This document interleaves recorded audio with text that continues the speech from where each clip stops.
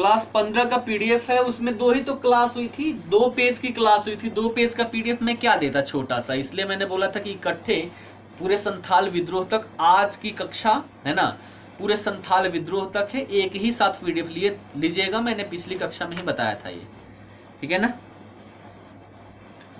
चलिए, तो हमने यहां पर प्रारंभ किया था विद्रोह एवं आंदोलन, ठीक, विद्रोह एवं आंदोलन, और इन सभी के कारणों में हमने चर्चा की थी, जिसमें क्या था, सबसे महत्वपूर्ण कारण क्या था, ब्रिटिश नीतियां। ब्रिटिश नीतियां जो यहाँ पर लाई गई, उन सभी नीतियों के परिणाम स्वरूप भारत के जितने भी वर्ग थे, सभी वर्ग डायरेक्टली इनडायरेक्टली रूप से शोषित रहे, और उन्हीं शोषण का कारण रहता है कि उनके मन में ब्रिटिशर्स के विरुद्ध असंतोष की भावना जागृत होती है, और असंतोष की भावना जागृत होने के परिणाम स्वरूप आपको विभिन्न प्रकार के यहाँ पर विद्रोह एवं आंदोलन देखने को मिलता है, जिसमें जनजातीय विद्रोह, कृषक विद्रोह है ना, मजदूर आंदोलन है ना, श्रमिक आंदोलन, महिला आंदोलन, सामाजिक धार्मिक सुधार आंदोलन, तो बहुत सारी चीजें आपको देखने को मिलती है। बिहार के संदर्भ में जितनी सारी चीजें हमें पढ़ना है, सिलेबस में है, उन सब की चर्चा हम यहाँ पर करेंगे, ठीक है। तो इसके अंतर्गत मैंने बड़े ही डिटेल से बताया था सारी चीजें, जितनी भी नीतियां थी, जैसे कि भू राजस्व नीति थी, भू राजस्व नीति के माध्यम से कैसे कैसे यहाँ पर किसानों का शोषण प्रारंभ होता है। वन नीति लाई गई, वन नीति और भू राजस्व नीति के माध्यम से जनजातियों का अधिकार पूर्णतः यहाँ पर समाप्त हो जाता है ना। व्यापार नीति के माध्यम से भारत का व्यापार यहाँ पर समाप्त कर दिया जाता है। कारण क्या रहा, क्योंकि भारत को, इनका उद्देश्य ये था कि भारत को हम केवल एक कच्चा माल निर्यातक के रूप में, और साथ ही साथ ब्रिटेन में जो वस्तुएं बन रही हैं उन वस्तुओं के लिए एक बाजार के रूप में प्रयोग करें। यही कारण रहता है कि भारत की व्यापार जो है उसको समाप्त करने का प्रयास किया जाता है। उसके बाद हमने देखा था यहाँ पर औद्योगिक नीति, हमने इसमें बात की थी, उद्योग को लेकर प्राचीन काल से ही भारत में विभिन्न प्रकार के उद्योग रहते हैं, है ना। जो यहाँ पर उत्पादन हुआ करता था, विभिन्न प्रकार के जो वस्तुएं उत्पादित की जाती थी, विश्व में लग्जरियस वस्तुओं में इनकी गिनती की जाती थी। लेकिन अंग्रेजों के द्वारा जो यहाँ पर औद्योगिक नीति लाई जाती है, इस नीति के परिणाम स्वरूप भारत का उद्योग यहाँ पर समाप्त हो जाता है, और उसके बदले में कोई भी यहाँ पर आधुनिक उद्योग स्थापित नहीं किया जाता है। इसके लिए इतिहासकारों के द्वारा जो टर्म प्रयोग किया जाता है उसे हम कहते हैं विऔद्योगिकरण, है ना। एक होता है औद्योगिकरण यानी कि उद्योगों की स्थापना करना, दूसरा होता है विऔद्योगिकरण अर्थात उद्योगों की समाप्ति कर देना और उसके स्थान पर किसी नए उद्योग की स्थापना ना करना। फिर हमने देखा था यहाँ पर रेलवे ने कैसे कैसे यहाँ पर कर्तव्य दिखाए, वो हमने बात की थी कि जैसे पहले गांव की अर्थव्यवस्था स्वतंत्र प्रकार की हुआ करती थी, रेलवे के माध्यम से जो ब्रिटेन का बाजार था, जो केवल मुख्य प्रेसिडेंसी शहरों तक सीमित था, अब इसको गांवों तक पहुंचा देता है, ग्रामीण अर्थव्यवस्था को पूर्णतः चकनाचूर कर देता है। फिर हमने देखा था यहाँ पर शिक्षा नीति के माध्यम से इसके कई सारे रिजल्ट रहते हैं, है ना। शिक्षा नीति जो यहाँ पर लाया जाता है उसका भी मुख्य कारण क्या रहता है, शोषण रहता है ना। यहाँ पर ज्योग्राफिकल रिसर्च पर सबसे ज्यादा फोकस किया जाता है। कारण क्या रहता है कि भारत में जितने भी संसाधन है उन सभी संसाधनों को क्या करें, जो भी लोग इसमें शिक्षा ग्रहण कर रहे हो, है ना, फील्ड रिसर्च पर यहाँ पर फोकस किया गया, थियरी नहीं, फील्ड रिसर्च, अर्थात भारतीयों को पढ़ाओ और भारतीयों को फील्ड रिसर्च में क्या करो, ऐड कर दो। वो वहां पर जाएंगे, संसाधनों की खोज करेंगे, आके बताएंगे कि भैया यहाँ संसाधन है, आप जाइए उसका खनन कर लीजिए, है ना, संसाधनों का दोहन कर लीजिए। तो शिक्षा नीति भी यहाँ पर जो लाई जाती है उसका भी मुख्य उद्देश्य रहता है औपनिवेशिक हितों को साधना। फिर हमने देखा था कृषि का वाणिज्यीकरण क्यों हुआ, तो भू राजस्व नीति जो भू राजस्व नीति थी इसमें नगद को तवज्जो देना, है ना, और यही कारण रहता है कृषि का वाणिज्यीकरण हो जाता है, परिणामतः खाद्यान्न की कमी होती है और बारंबार अकाल देखने को मिलता है। फिर हमने देखा निर्गमन, और निर्गमन में विशेष भूमिका किसकी, रेलवे की देखने को मिलती है। निर्गमन क्या था, हमने समझा था कि व्यापार के लिए वो क्या करते थे, इंग्लैंड से बुलियन लेके आते थे भारत, और उस बुलियन के माध्यम से वस्तु खरीद के इंग्लैंड ले जाते थे। लेकिन जब 1765 के संधि के माध्यम से भू राजस्व का अधिकार इनको प्राप्त हो जाता है, तो यहीं से क्या करते हैं, पैसे वसूल करते हैं, और उसी पैसे के माध्यम से भारतीय वस्तु को ही खरीद के, है ना, भारत के पैसे से भारतीय वस्तु को खरीद कर इंग्लैंड भेज रहे हैं, बदले में इंग्लैंड से कुछ भी नहीं आ रहा। इसी को हमने निर्गमन का निर्गमन का सिद्धांत कहा। और इसमें भी कई सारे तरीके हैं, पूरे डिटेल में यहाँ पर नहीं समझना था, भारत के इतिहास में आपने अच्छे से पढ़ा होगा। फिर हमने देखा इसमें एक और कारण हम ईसाई धर्म प्रचार भी देख सकते हैं, और ईसाई धर्म प्रचार के माध्यम से जो हमारे जनजातीय क्षेत्र थे इसको आहत किया गया। भारतीय धर्म जो था, भारतीय धर्म और ईसाई धर्म दोनों में कन्फ्लिक्ट होता है, और उन कन्फ्लिक्ट के माध्यम से क्या होता है, यहाँ पर भारतीयों के मन में विद्रोह की भावना जागृत होती है, जो विभिन्न रूपों में आपको देखने को मिलती है ना। अब हमने यहाँ पर प्रारंभ क्या किया था, तो विद्रोह एवं आंदोलनों को देखना प्रारंभ किया था, जिसमें सबसे पहले हमने देखा था इसमें नोनिया विद्रोह। ठीक है, रिकॉल कर लेते हैं शॉर्ट में, फिर आगे बढ़ेंगे ताकि एक एक चीज आप ऐड करते हुए चलेंगे। मैंने बताया था कि इसमें क्रमबद्ध तरीके से हम करते हुए चल रहे हैं, समय के अनुरूप। सबसे पहले कौन हुआ, उसके बाद उसके बाद उसके बाद क्या हुआ, ताकि आप एक दूसरे को लिंक कर पाए। ठीक, चलिए, तो सबसे पहले हमने यहाँ पर देखा था नोनिया विद्रोह 1770 से लेकर 1800 ईस्वी तक ये हुआ था। कारण क्या था, कारण क्या था, तो हमने यहाँ पर देखा था जो सोरा उत्पादक क्षेत्र था, है ना, सोरा उत्पादक क्षेत्र में नोनिया जनजातियों के द्वारा सोरा उत्पादन का कार्य किया जाता था। और यहाँ पर जो आसामी लोग थे मध्यस्थ के रूप में, कंपनी और नोनिया लोगों के बीच में इनके द्वारा शोषण किया जा रहा था। क्यों, क्योंकि अंग्रेजी कंपनी से ये 2 से 4 रुपए प्रति मन लेते थे कलमी सोरे के लिए, और 1 से 4 आना प्रति मन लेते थे कच्चा सोरा के लिए, जबकि इसी पैसे में से बहुत ही कम भाग देते थे ये नोनिया लोगों को, जैसे 12 पैसे, 14 पैसे, 20 पैसे प्रति मन दिया करते थे। वहीं अगर दूसरा कोई व्यापारी होता है जो ब्रिटिश कंपनी से संबंधित नहीं है, तो वो जब भी सोरा खरीदता था वो यहाँ पर ज्यादा पैसे देता था, 3 रुपए प्रति मन दिया करता था। इससे नोनिया को बहुत फायदा हुआ। क्यों, कहाँ 20 पैसे और कहाँ 3 रुपए, आप देख सकते हैं सीधे यहाँ पर 15 गुना का फायदा है, 15 गुना का फायदा हो रहा था। परिणामतः जितने भी नोनिया लोग थे वो क्या करते थे, चुपके से, है ना, चुपके से जो बाहरी व्यापारी हुआ करते थे उनको सोरा बेचा करने लगे, और इससे क्या हुआ, कंपनी को यहाँ पर घाटा होने लग गया। जब कंपनी को पता चलता है कि नोनिया जाति के द्वारा ऐसे कार्य किए जा रहे हैं, तो बड़ी निर्दयता के साथ इस विद्रोह को रोका जाता है, समाप्त किया जाता है। ठीक है, तो ये हमने देखा था कौन, नोनिया विद्रोह। क्षेत्र क्या था, तो जितने सोरा उत्पादक क्षेत्र थे, जैसे कि हमने देखा था सारण, तिरहुत, हाजीपुर, पूर्णिया, ये सभी जो क्षेत्र थे, इन सभी क्षेत्रों में सोरा उत्पादन का कार्य होता था। तो ये था हमारा नोनिया विद्रोह।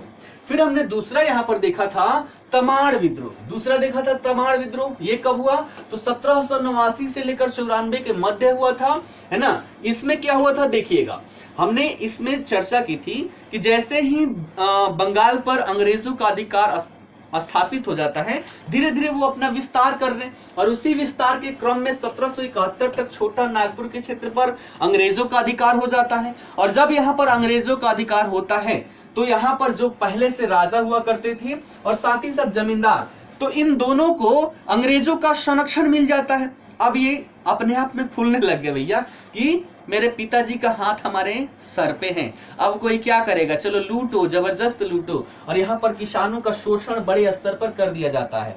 ठीक है, तो छोटा नागपुर क्षेत्र पर अंग्रेजों का अधिकार। फिर अंग्रेजों का यहाँ पर देखा जाए हाथ किसके सर पे, तो राजा और जमींदारों के हाथ, सर पे हाथ आ जाता है अंग्रेजों का, है ना। इससे क्या होता है कि अब जो यहाँ पर किसान हुआ करते थे, किसानों का शोषण यहाँ पर होने लगता है भू राजस्व नीति के माध्यम से, है ना। परिणामतः क्या हुआ, जमीनें हड़पी जाने लगी। हड़पने का सारे फॉर्मूला जो मैंने उस दिन बताया था अप्लाई कर लीजिएगा। कैसे, तो यहाँ पर क्या हुआ, भू राजस्व नीति। भू राजस्व नीति में क्या था, जमींदारी व्यवस्था में अत्यधिक वसूली की अवस्था में अत्यधिक धन रखने का अधिकार था जमींदारों को, है ना। ऐसी स्थिति में जमींदारों के द्वारा ज्यादा से ज्यादा राजस्व वसूली किया गया। ऐसी स्थिति में क्या हुआ, किसान उतने जो विभिन्न प्रकार के कर थे, लगभग 15-16 प्रकार के कर लगा दिए गए थे भिन्न भिन्न प्रकार के, इसको चुका पाने में सक्षम नहीं थे। ऐसी स्थिति में क्या हुआ, साहूकारों के पास गए, साहूकारों से ऋण लिए, और उन ऋणों का जो ब्याज दर था वो बहुत ही ज्यादा था, जिसे चुका पाने में सक्षम नहीं थे। अंततः इनकी जमीनें हड़पी जाने लगी साहूकारों और जमींदारों के द्वारा। जो बाहरी लोग हुआ करते थे, अधिकारी हुआ करते थे, इन सबको दीकू कहते थे, तो इन सब के द्वारा जमीनें हड़पी जाने लगी। और ऐसी स्थिति में क्या होगा कि भैया किसी के क्षेत्र में जाकर उसी के क्षेत्र में रहिए, है ना। पहले जो मालिक हुआ करता था उसका मालिकाना हक समाप्त कर दीजिए और फिर शोषण कीजिए, जबरदस्ती कार्य करवाइए। तो ऐसी स्थिति में विद्रोह विद्रोह तो होना ही होना है। वही यहाँ पर देखने को मिला 1789 से उरांव जनजाति के लोगों ने अपने विद्रोही तेवर दिखाना स्टार्ट करते हैं और अंततः देखें तो जमींदारों पर टूट पड़ते हैं। 1794 तक ये इतना मार मारते हैं इनको कि ये इतना भयभीत हो जाते हैं, इतना भयभीत हो जाते हैं कि भाग के एक कंपनी के पास जाते हैं, कंपनी से संरक्षण मांगते हैं और ऐसी स्थिति में कंपनी के द्वारा बड़ी ही शक्ति के साथ तमाड़ विद्रोह को समाप्त कर दिया जाता है, इसका दमन कर दिया जाता है। यहां तक हमने देखा था, यहां तक क्लियर है सारी चीजें। आगे बढ़े, अब संथाल विद्रोह तक आज पहुंच जाने हैं, है ना। बड़े ही डिटेल से एक एक चीज को ऐसे रिलेट करके बता दूंगा कि आप सभी को दिक्कत यहां पर नहीं होगी।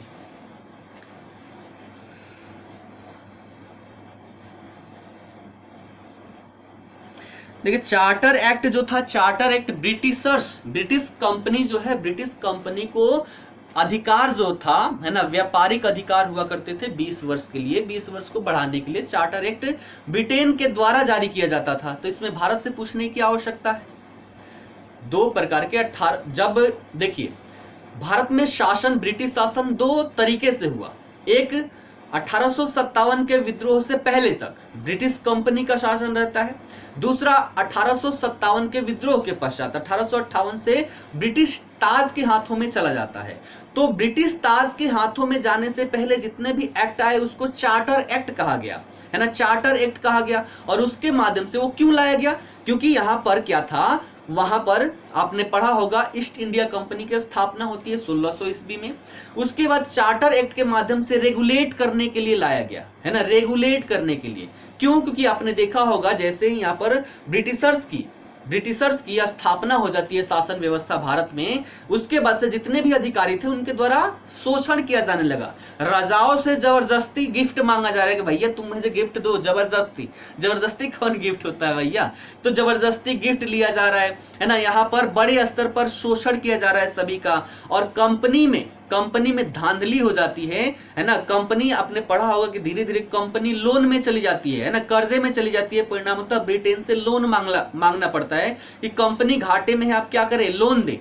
और वहीं जो यहाँ से अधिकारी भारत से ब्रिटेन वापस जाता था, तो वो आता था यहाँ से गरीब बन के, वहां से गरीब बन के जाता था अंबानी के पिताजी बन के, एकदम धन वन पूरे भर के जाते थे। अब ऐसी स्थिति में कंपनी को तो शक होगा ना भैया कि कंपनी जा रही है यहाँ पर घाटे में, और जो अधिकारी हैं वो एकदम धन पे धन लाद के बोरे बोरे भर के ला रहे हैं, सोना चांदी गहने। तो ऐसी स्थिति में क्या हुआ, उनको लगा कि भैया इनके द्वारा कुछ ना कुछ गड़बड़ किया जा रहा है। इन गड़बड़ पर नियंत्रण स्थापित करने के लिए यहाँ पर रेगुलेटिंग एक्ट लाया गया, है ना। और चार्टर एक्ट किस लिए लाया जाता था, तो जो उनके व्यापारिक एकाधिकार थे, व्यापारिक एकाधिकार दिया गया था कि भैया आप जाइए, ब्रिटिश ईस्ट इंडिया कंपनी जो है उसको व्यापारिक एकाधिकार दिया गया कि आप दक्षिण पूर्वी क्षेत्र में, जितने भी एशिया के दक्षिण पूर्वी क्षेत्र हैं, वहां से केवल आप ही व्यापार कर सकते हैं और कोई नहीं कर सकता। इसको कहा गया व्यापारिक अधिकार, और ये 20-20 वर्ष के लिए दिया जाता था। तो इसके माध्यम से, चार्टर एक्ट के माध्यम से इसका टाइमिंग बढ़ाया जाता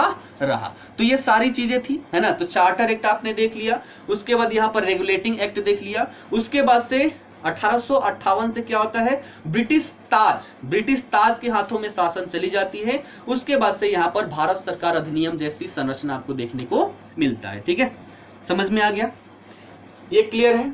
चलिए आगे बढ़ते हैं।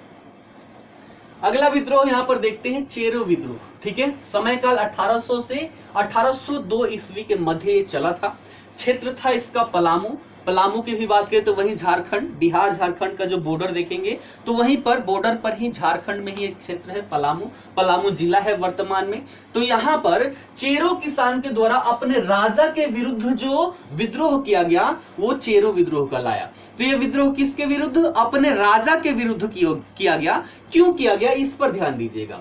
यहाँ का शासक हुआ करते थे जगन्नाथ सिंह, है ना, शासक हुआ करते थे जगन्नाथ सिंह। इनको अंग्रेजों ने क्या किया भैया, हटा दिया, है ना, क्योंकि पावर अब इनके हाथ में है। षड्यंत्र करते थे, षड्यंत्रों के माध्यम से हटा देते थे। तो जगन्नाथ सिंह थे, अंग्रेजों ने इनको हटाकर इस क्षेत्र का शासक बना देते हैं गोपाल राय को, है ना, गोपाल राय को शासक बना देते हैं। और गोपाल राय जो है ये विद्रोही चेरो सरदारों से जाकर मिल गया। यहाँ पर चेरो के द्वारा यहाँ पर विद्रोह किया जा रहा था भू राजस्व व्यवस्था के शोषण के परिणाम स्वरूप। ठीक है। तो ऐसी स्थिति में जगन्नाथ सिंह शासक थे, अंग्रेजों ने इनको हटाकर गोपाल राय को शासक बनाया, और गोपाल राय फिर बाद में जाकर किससे, तो वही जो चेरो सरदार थे जिनके द्वारा विद्रोह किया जा रहा था, उनसे जाके मिल जाता है। ऐसी स्थिति में अंग्रेजों ने क्या किया कि इनको तो गिरफ्तार किया पहले, और गिरफ्तार करके पटना जेल में डाल दिया। किनको, गोपाल राय को, कि भैया हम तुम्हें शासक बनाए और तुम विद्रोही का साथ दे रहे हो, परिणामतः गिरफ्तार करके कहां, पटना जेल में डाल दिया गया। ठीक है। उसके बाद अंग्रेजों ने चूड़ामन को यहाँ का शासक बनाया, है ना, अंग्रेजों ने चूड़ामन का शासक बनाया। और चूड़ामन की बात करें तो ये अंग्रेजों का कठपुतली जैसा था। अंग्रेज हमेशा यही चाहते थे कि भारत में जितने भी शासक मिले वो कठपुतली प्रकार के मिले, ताकि जो हम कहें वही वो माने, है ना। तो ये क्या था, एक कठपुतली प्रकार का शासक था, और इतना कठपुतली था कि ये सांस लेने के लिए भी अंग्रेजों से पूछता था कि साहब सांस ले लें, तो बोलते थे ले लो, तो सांस लेता था, फिर पूछता छोड़ दें, तो फिर छोड़ता था। इतना ये कठपुतली हुआ करता था। ठीक है। किसकी बात कर रहे हैं, चूड़ामन की। अब इससे क्या होगा कि जो भी ये कार्य करता था इस क्षेत्र में, वो अंग्रेजों से बिना पूछे नहीं करता था। अब यहाँ पर क्या है, ये क्या है, चेरो जनजाति है। जनजातियों के बारे में हमने देखा था कि जनजातियों की अपनी कल्चर होती है ना। ये किस पर, इनका अर्थव्यवस्था किस पर टिका रहता है, तो वनों पर। वनों से ही लकड़ी लाते हैं, कंदमूल इकट्ठा करते हैं, वनों में ही अपने जानवरों को चराते हैं, वनों का सफाया करके कृषि योग्य भूमि बना के कृषि कार्य करते हैं। तो ये सारे कार्य इनके द्वारा किया जाता था। अब ऐसी स्थिति में ये क्या करता था कि कुछ भी कार्य करने के लिए चूड़ामन क्या करता था, अंग्रेजों से सलाह लेता था। अब अंग्रेज यहां पर तो जीवन उन्होंने व्यतीत किया नहीं, क्योंकि उनके बारे में पता हो, जो जहां पर रहने लगता है लगभग 5-6 साल रहे, तब अच्छे से क्षेत्र को जानता है। ये तो अभी नए नए इस क्षेत्र में थे, और जो भी यहाँ पर ये कार्य कर रहा है अंग्रेजों से पूछ के कर रहा है। ऐसी स्थिति में अंग्रेज के अकॉर्डिंग ये कार्य कर रहा है, और एक तरफ क्या हो गए, चेरो हो गए। तो दोनों के जो यहाँ पर देखा जाए, दोनों का संघर्ष यहाँ पर स्टार्ट हो गया, है ना। जो जनजातीय हित थे, जनजातीय हित यहाँ पर प्रभावित होने लगे, उनके अधिकार यहाँ पर समाप्त होने लगे। कैसे अधिकार समाप्त, फिर वो सारी चीजें अप्लाई कर दीजिएगा, भू राजस्व व्यवस्था, वन नीति, है ना। जहां भी जनजातियों की बात आए ये ऐड कर दीजिएगा, किसी में भी आप ऐड कर सकते हैं, वो क्या है, एक फॉर्मूला है। ठीक है। तो उन सभी के माध्यम से, भू राजस्व व्यवस्था के माध्यम से, वन नीति के माध्यम से इन सभी का हित प्रभावित होने लगा। क्यों, क्योंकि सारे कार्य किसके मर्जी से, अंग्रेजों के मर्जी से कर रहा है। ऐसी स्थिति में क्या होगा, इनके मन में एक विद्रोह जागृत हो गई, किसके प्रति, तो यही जो शासक था, कौन, चूड़ामन के प्रति, अंग्रेजों के प्रति क्या हो गया, इनके मन में विद्रोह की भावना जागृत होने लगी। और ये विद्रोह यहाँ पर प्रारंभ कर दिया गया, किसके नेतृत्व में, तो भूषण सिंह के नेतृत्व में ये विद्रोह यहाँ पर प्रारंभ हो जाता है। कौन, चेरो विद्रोह। ठीक है। अब ये विद्रोह जो था लंबी अवधि तक चला, लगभग 2 वर्षों तक चला, और 2 वर्षों में इन्होंने अंग्रेजों को इतना छकाया कि इनकी हालत पतली हो गई थी। अंततः देखा जाए तो इतना जबरदस्त विद्रोह हुआ कि लगभग 2 वर्ष लग गए अंग्रेजों को इस विद्रोह को दबाने में। और 1802 ईस्वी में क्या किया गया, अंततः भूषण सिंह को फांसी दे दिया गया। अगर भूषण सिंह को पकड़ा ना गया होता, फांसी ना दिया गया होता, तो ये अभी और लंबा चलता। लेकिन नेतृत्व इनके द्वारा चलाया जा रहा है ना, नेतृत्व इनके द्वारा किया जा रहा था। अंततः इनको 1802 में फांसी दे दिया गया, और इनकी मृत्यु के पश्चात धीरे धीरे ये विद्रोह समाप्त हो गया। ठीक है। तो ये चीजें क्लियर है, फिर से रिकॉल कर देता हूं। चेरो विद्रोह कौन से क्षेत्र में, पलामू के क्षेत्र में। किसके विरोध में, तो वहां के राजा के विरुद्ध, वहां के जो चेरो किसान थे उनके द्वारा किया गया। क्यों किया गया, देखिएगा। तो अंग्रेजों ने क्या किया, यहाँ पर चूड़ामन को शासक बना दिया, और चूड़ामन जो था कठपुतली शासक था, जो भी करता था, है ना, वो किसके, अंग्रेजों के अनुसार करता था। इससे जनजातीय हित प्रभावित हुए, कॉन्फ्लिक्ट उत्पन्न हुआ, संघर्ष उत्पन्न हुआ, अंततः यहाँ पर विद्रोह जागृत हुआ। विद्रोह हुआ किसके नेतृत्व में, भूषण सिंह के नेतृत्व में, और बड़े स्तर पर यहाँ पर अंग्रेजों को भी जान माल की क्षति हुई। अंततः यहाँ पर भूषण सिंह को 1802 में फांसी दे दिया जाता है, और इनकी मृत्यु के पश्चात धीरे धीरे विद्रोह समाप्त हो जाता है। क्लियर है। तो यह हमने तीसरा देख लिया, चेरो विद्रोह। अगले पर आते हैं। अगला है यहाँ पर हो विद्रोह। अगला विद्रोह है हो विद्रोह। 1821-22 के क्रम में ये हुआ, है ना। हो विद्रोह, हो एक जनजाति हुआ करती थी, है ना, हो जनजाति, है ना। अब देखिएगा, मैंने बोला था 2-3 चीजों पर फोकस करना है। क्या चीज, किस क्षेत्र में हुआ, नेतृत्व किसके द्वारा किया गया, और कारण क्या रहे। तो जनजाति जितने भी आएंगे उसमें 2 कारण कहीं भी ऐड कर दीजिएगा। संथाल आएगा, उसमें भी हम 2 ही चीज ऐड करेंगे। मैं आपको मतलब संथाल तक पहुंचते पहुंचते ये सिखा दूंगा कि जब भी मुख्य परीक्षा उत्तर लेखन करना हो, अगर जनजातियों से संबंधित तो ये चीज डाल दीजिए, आपका उत्तर हो जाएगा, है ना। वहां तक आते आते आपको संथाल ऐसे ही याद हो जाएगा, ऐसे ही याद हो जाएगा। ठीक, चलिए देखते हैं। क्षेत्र क्या था, तो इसका भी क्षेत्र था छोटा नागपुर का क्षेत्र। अधिकतर आपको इसी क्षेत्र में देखने को मिल रहा है ना। कारण क्या रहा, कारण ये रहा कि सबसे ज्यादा संसाधन जो है यही झारखंड वाले क्षेत्र में ही है, जो पहले बिहार के दक्षिणी क्षेत्र हुआ करते थे, है ना। यहाँ पर वन पाए जाते थे, लौह अयस्क पाए जाते थे, तांबा, सोना, चांदी, हीरा तक पाया जाता था, जो हमने मध्यकाल में उसकी चर्चा की थी। तो हर एक चीज इस क्षेत्र में पाया जाता था। अंग्रेज सबसे ज्यादा संसाधनों का दोहन नहीं करना चाहते थे, इसलिए इन क्षेत्रों पर इनका विशेष फोकस रहा, और कारण यही रहा कि इन क्षेत्रों में ज्यादा विद्रोह आपको देखने को मिलता है। चलिए, जो भी प्रश्न है ना, आप कमेंट अभी भी कर सकते हैं, लेकिन जब मैं समय दूंगा तभी कमेंट पे ध्यान दूंगा, नहीं तो स्क्रीन पे आता है कमेंट तो थोड़ा सा ध्यान भटकता है, जो क्रमबद्धता है, लयबद्धता है, टूट जाती है, फिर मजा नहीं आएगा। ठीक है, तो मैं समय देता हूँ पूछने के लिए, पूछ लीजिएगा, है ना। तो छोटा नागपुर का क्षेत्र था, हो जनजातियों के द्वारा सिंहभूम के राजा जो थे जगन्नाथ के विरुद्ध ये विद्रोह किया जाता है। तो ये भी अपने राजा के विरुद्ध विद्रोह किया जाता है हो जनजातियों के द्वारा। इसकी कहानी क्या है देखिएगा। जगन्नाथ सिंह की बात करें तो जगन्नाथ सिंह इस क्षेत्र के शासक हुआ करते थे, है ना। पहले अंग्रेजों की अधीनता वे स्वीकार नहीं किए थे। ऐसी स्थिति में जनजातियों के अकॉर्डिंग ही इनका शासन प्रशासन चलता था, उतना शोषण नहीं होता था, है ना, शोषण यहाँ पर नहीं होता था। लेकिन जब इन्होंने क्या किया, अंग्रेजों की अधीनता स्वीकार कर ली। किसकी, अंग्रेजों की अधीनता स्वीकार कर ली, और स्वीकार करने के पश्चात अब इनके जो मनोवृत्ति थी, मनोवृत्ति में परिवर्तन आ जाता है। कारण क्या रहा, वही जमींदारी व्यवस्था, उस हिसाब से अब क्या करें, शोषण कीजिए। तो जब अंग्रेजों की अधीनता स्वीकार कर लेते हैं तो अंग्रेजों के अकॉर्डिंग ये कार्य करने लगते हैं। अब इनके द्वारा हो लोगों के साथ दुर्व्यवहार प्रारंभ कर दिया जाता है ना।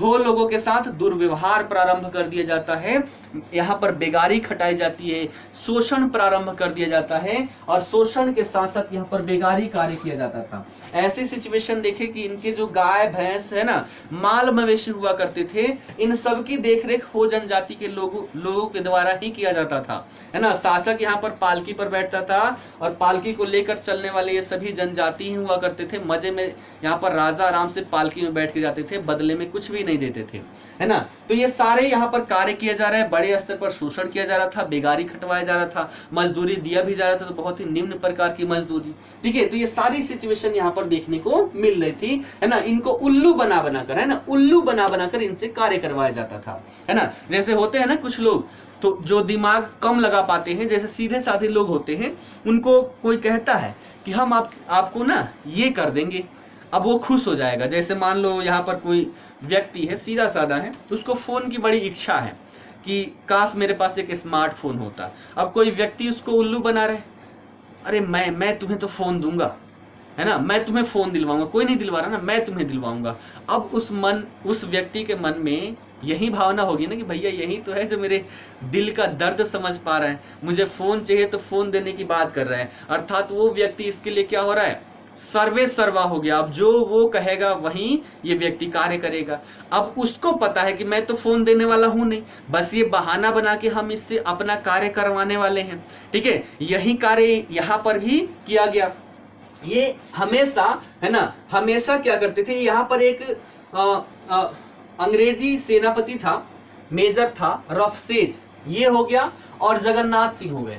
दोनों के द्वारा हो लोगों को बहुत ही बड़े स्तर पर मूर्ख बनाया गया, और मूर्ख बनवा के बेगारी बड़े स्तर पर खटवाई गई। लेकिन हो जनजाति भोले तो थे, लेकिन इतने भी भोले नहीं थे। धीरे धीरे इन्हें समझ में आने लग गया कि ये दोनों मिलकर हमें क्या बना रहे हैं, मूर्ख बना रहे हैं, है ना। दोनों मिलकर मूर्ख बना रहे हैं, और मूर्ख बनाकर हमारा शोषण कर रहे हैं। जब इनको पता चल जाता है तब इनके मन में अब विद्रोह की भावना जागृत होने लगती है ना, विद्रोह की भावना जागृत होने लगती है, विद्रोह की भावना जागृत होने लगती है। और ये विद्रोह दिखाई कब पड़ता है, जब ब्रिटिश सेना एक जगह से वापसी आ रही थी, है ना, रफसेस के नेतृत्व में, तो उस सेना पर ये टूट पड़ते हैं, है ना, वो लोग टूट पड़ते हैं, उसको लूट लेते हैं, पूरी सेना को ही लूट लेते हैं। अब इसमें क्या हुआ, रफसेस घबरा जाता है ना, रफसेस घबरा जाता है और घबरा के ये फिर से एक और सेना की टुकड़ी को भेजता है कि जाओ, हो पगला गए हैं, पहले हमारा सपोर्ट करते थे, अब सपोर्ट नहीं कर रहे हैं। क्यों सपोर्ट करेंगे भैया, उनको पता चल गया कि बड़ा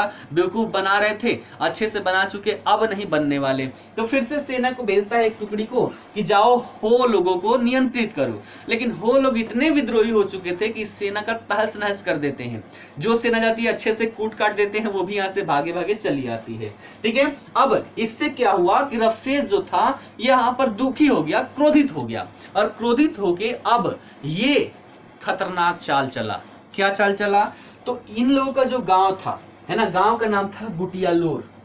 गांव का नाम क्या था, गुटियालोर। गुटियालोर में हो जनजाति के लोग अत्यधिक रहते थे। इसने क्या किया कि अपनी सेना को भेज दिया गुटियालोर, है ना, अपनी सेना को गुटियालोर भेज दिया, और वहां सेना जाकर पूरे गांव में आग लगा दी, पूरे गांव में आग लगा दी। ये सोचा कि ऐसे सेना के डर से तो ये मान नहीं रहे, चलो दहशत के माध्यम से इनको मनवाते हैं, लेकिन ये इसकी मन बुद्धि खराब हो चुकी थी। पूरे गांव में आग लगवा दिया, सोचा कि आग लगाने से वो अपने आप को क्या करेंगे, हमारे हवाले कर देंगे, विद्रोह बंद कर देंगे। लेकिन हुआ उल्टा, यहाँ पर वो डरे नहीं, हो लोग यहाँ पर डरे नहीं, है ना, हो लोग यहाँ पर हार नहीं माने, और भी वीरता के साथ यहाँ पर लड़ते गए और जबरदस्त इसको कुटाई कर दिए, है ना। जितनी सेना गई थी सभी की और इतनी जबरदस्त कुटाई किए।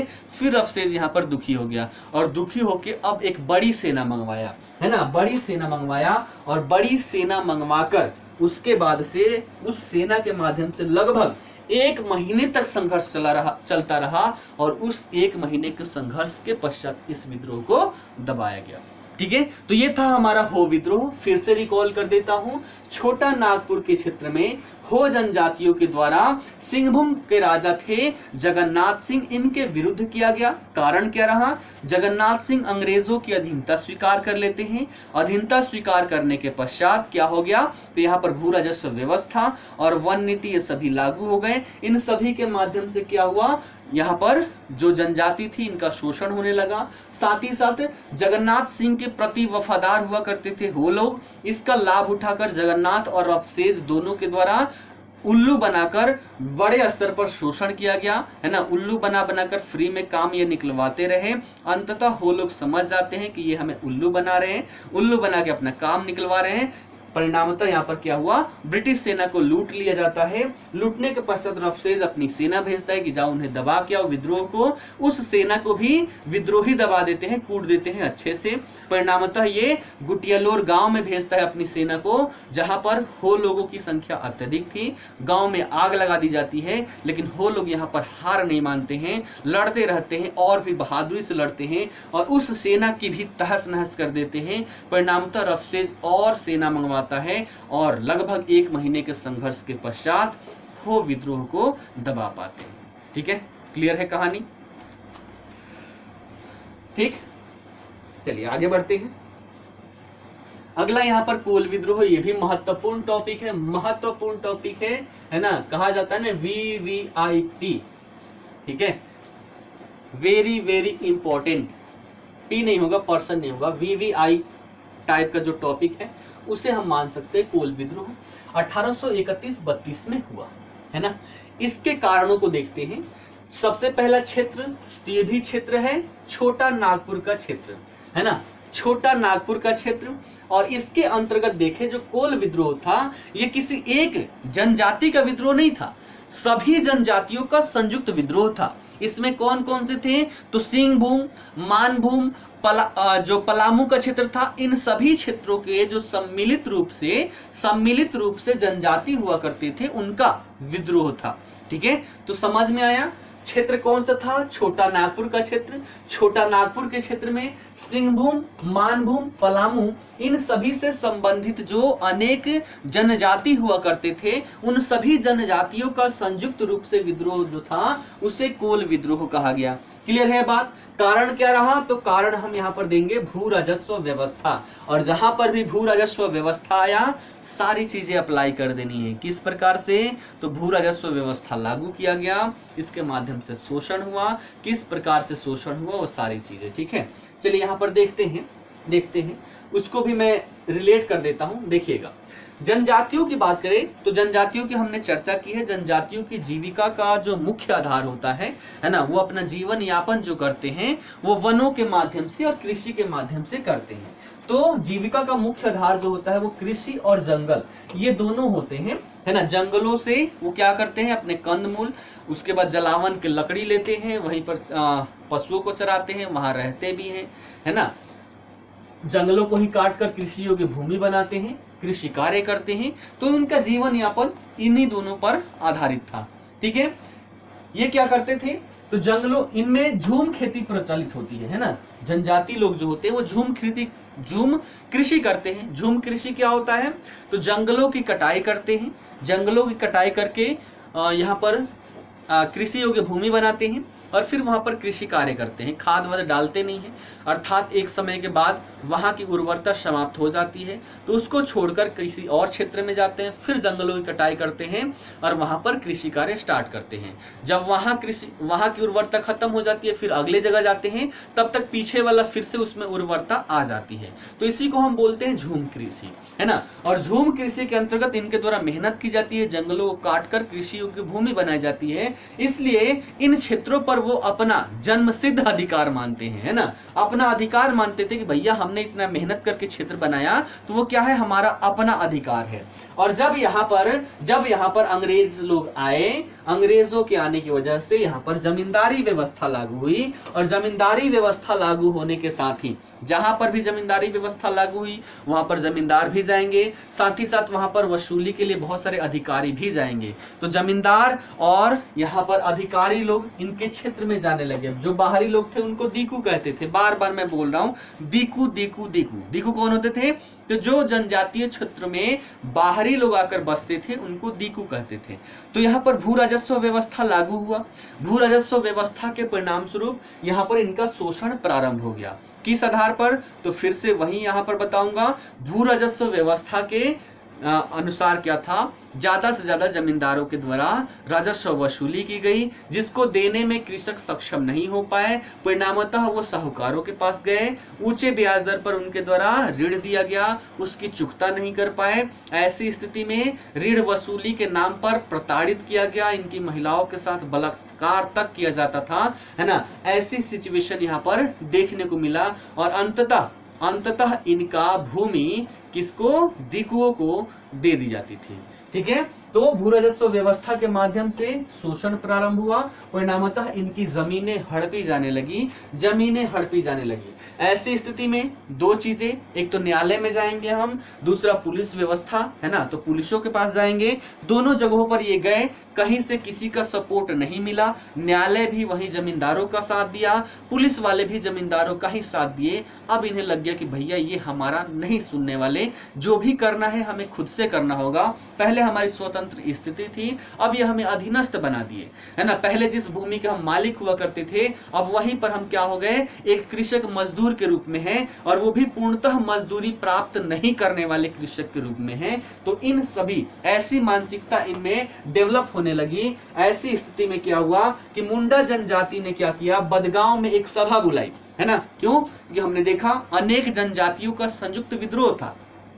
तो इसमें मुंडा जनजाति जो थी वो बदगांव में एक सभा बुलाती है सभी को कि सभी जनजाति यहाँ पर आओ, है ना। वहां पर सभा बुलाया जाता है, फिर जो भी सिचुएशन है इन सभी सिचुएशन पर चर्चा किया जाता है, विमर्श किया जाता है ना, विमर्श किया जाता है। और अंततः यहाँ पर निर्णय लिया जाता है कि भैया जो भी है हमें खुद से करना पड़ेगा। यहाँ पर ना पुलिस साथ देने वाली है, ना ब्रिटिश कंपनी, ना ही हमारा शासक, ना ही न्यायालय, जो भी करना है हमें करना है। परिणामतः यहाँ पर विद्रोह आरंभ यहाँ से कर दिया गया। इसी सभा से विद्रोह का क्या कर दिया गया? बिगुल फूंक दिया गया। इस विद्रोह का टारगेट क्या रखा गया, है ना। टारगेट क्या रखा गया? तो जितने भी बाहरी लोग हैं, चाहे जमींदार हो, अंग्रेज समर्थित अधिकारी हो, जो भी हो, बाहर से आके यहाँ पर बसा हुआ है, उन सभी को यहाँ पर मारना है। ये टारगेट यहाँ पर रखा गया। ठीक है, अब देखिएगा, अब ये विद्रोह यहां से प्रारंभ हो गया। विद्रोह प्रारंभ होते ही गांव के गांव आग लगा दिए गए, गांव के गांव जला दिए गए। जो भी पुलिस चौकियां थी, क्योंकि टारगेट इनका था बाहरी लोग, पुलिस भी यहाँ पर बाहरी ही थी, है ना, अंग्रेज वाले ही थे। तो यहाँ पर क्या कर दिया गया, पुलिस चौकियों को बर्बाद कर दी गई, है ना, पुलिस चौकियां तोड़ी जाने लगी। सरकारी खजाने जो थे, सरकारी खजाने यहाँ पर लूट लिए गए, ठीक है। तो गांव के गांव जला दिए गए, पुलिस चौकियां बर्बाद कर दी गई, सरकारी खजाने लूट लिए गए, ठीक है। ऐसे ऐसे कार्य यहां पर होने लगा। ये जो विद्रोह हो रहा था, इसका नेतृत्व किसके द्वारा किया गया, तो याद रखिएगा, बुद्धू भगत, सिंह राय, सूर्य मुंडा और विंध्य राय के द्वारा। एक दो और नाम मिलते हैं, महत्वपूर्ण नहीं है, ये इतना याद रखिएगा, अधिकतर प्रश्न आपके बुद्धू भगत से ही पूछता है। तो कोल विद्रोह का जो नेतृत्व था, बुद्धू भगत, सिंह राय, सूर्य मुंडा, विंध्य राय, इन सब के द्वारा यहाँ पर किया जा रहा था। जबकि अंग्रेजी सेना का नेतृत्व देखें तो यहाँ पर कैप्टन विल्किंसन था। ये मैंने क्यों बताया, तो देखिएगा, यहाँ पर जब बड़े स्तर पर विद्रोह प्रारंभ हुआ, पुलिस चौकियां बर्बाद की जाने लगी, है ना, खजाने जो थे, अंग्रेजी खजाने लूटे जाने लगे, तो इससे अंग्रेजों को अब डर लग गया भैया कि ये विद्रोही अब बड़े स्तर पर क्या कर रहे हैं, अपना प्रसार कर रहे हैं, गांवों के गांव जला रहे हैं, जहां भी अधिकारी दिख रहे हैं मार रहे हैं। तो ऐसी स्थिति में क्या हुआ, सेना को बुलाया गया, कहां, तो यहीं पर जो रामगढ़ है, रामगढ़ में ब्रिटिश सेना को एकत्रित किया गया। इन सेना का नेतृत्व कैप्टन विल्किंसन को दिया गया, है ना, कैप्टन विल्किंसन को दिया गया और बोला गया कि जाइए आप विद्रोह को दबाइए। दोनों जब आपस में भिड़ते हैं, विद्रोही दल और अंग्रेजी दल दोनों आपस में जब भिड़ते हैं, तो बड़े स्तर पर धन और जान माल दोनों की ही यहाँ पर बड़े स्तर पर हानि होती है ना। बहुत सारे लोग भी यहाँ पर मारे जाते हैं, विद्रोहियों की संख्या ज्यादा होती है मारे जाने में, तो बहुत सारे लोग यहाँ पर मारे जाते हैं, जान माल की बड़े स्तर पर हानि होती है। और अंततः देखा जाए तो बड़े स्तर पर जान माल की हानि के पश्चात अंततः विद्रोह को यहाँ पर दबा दिया गया, है ना, विद्रोह तो दबा दिया गया, लेकिन इतने बड़े स्तर पर जो विद्रोह हुआ, इतने बड़े स्तर पर अंग्रेजी शासन को यह सोचने पर मजबूर कर दिया कि भैया क्या कारण रहा कि इतना बड़ा विद्रोह यहाँ पर हुआ, है ना, इतना बड़ा विद्रोह क्यों हुआ। अर्थात इन्होंने देखा, यहाँ पर थोड़ा सा रिसर्च किया, और रिसर्च करने के पश्चात क्या हुआ, इनको लगा कि यहाँ की जो शासन व्यवस्था है, शासन व्यवस्था में हमें परिवर्तन करना चाहिए। क्यों, क्योंकि यहाँ पर जनजातियों की जो अधीनस्थ स्थिति है, यही कारण रहता है कि यहाँ पर विद्रोह होता है। अर्थात हमें क्या करना चाहिए, तो शासन व्यवस्था में परिवर्तन लाना चाहिए, और यहाँ पर परिवर्तन भी किया जाता है। ध्यान दीजिएगा क्या परिवर्तन किया जाता है। तो आपने देखा होगा रेगुलेशन 13 नामक यहाँ पर एक नया कानून बनाया गया, है ना, रेगुलेशन 13 क्यों बनाया गया, तो देखिएगा, पहले अगर देखें, इससे पहले देखें, थोड़ा सा बोर्ड में आज प्रॉब्लम आ रही है, सुबह की कक्षा नहीं हो पाई थी, ठीक है, चलिए देखिएगा। इससे पहले देखें तो झारखंड में भी जो बंगाल का कानून था वही सामान्य रूप से यहां पर लागू था, ठीक है।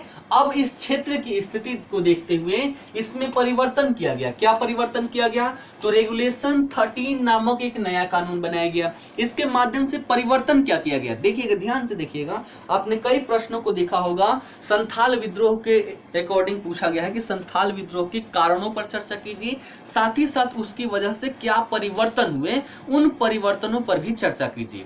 तो यही परिवर्तन आपको दिखाई दे रहा है ना। ये परिवर्तन जब तक ना हो तब तक आपका उत्तर पूर्ण रूप से नहीं माना जाएगा, ठीक है। तो इन परिवर्तनों पर भी ध्यान दीजिएगा। हम परिवर्तन देख रहे हैं कोल विद्रोह के कारण, ठीक है। तो इसका कारण रिजल्ट क्या रहा, रेगुलेशन 13 नामक एक नया कानून लाया गया, और इस कानून के माध्यम से क्या किया गया कि जो रामगढ़ जिला था, रामगढ़ जिला को विभाजित कर दिया गया, और विभाजित करके एक अलग प्रशासनिक क्षेत्र का गठन किया गया। इस प्रशासनिक क्षेत्र के अंतर्गत जंगल महाल, ट्रिब्यूटरी महाल के साथ साथ एक नॉन रेगुलेशन प्रांत भी बनाया गया। नॉन रेगुलेशन यानी कि जहां पर रेगुलेशन ना हो, ये जनजाति लोग हो, यहाँ पर अपने आप यहाँ पर क्या कर लें, अपना जो इनका व्यवस्था था इस व्यवस्था के अकॉर्डिंग यहाँ पर शासन प्रशासन करें।